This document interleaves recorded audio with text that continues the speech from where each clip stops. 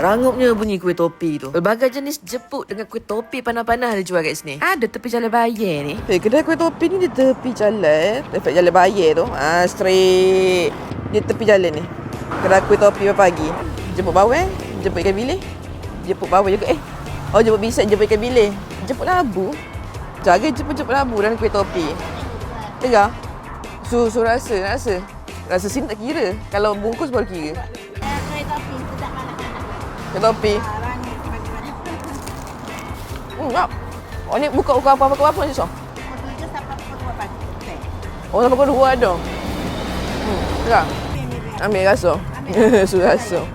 Taster betul-betul sebiji ni. Nah. Tapi sedap jemput bawang. Dia berbau daun bawang lampu. Jemput lampu sedap. Crunchy boleh. Kita meriahkan kedai. Semua nampak orang ramai datang. Tengah. Kenyang dengan market. Panas lagi. Kenyang dengan taster tak ada beli lama ke. Panas lagi nanti lu. Layan diri.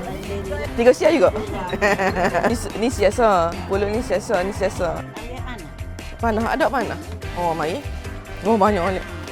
Saya dia besar-besar. Yang ni pun RM2. Satu. Ini satu. Baru RM5. RM5 banyak ni. Kita yang makan. Tak ambil kuih topi ni. Ni 3 siap juga. Ya. 3 ya.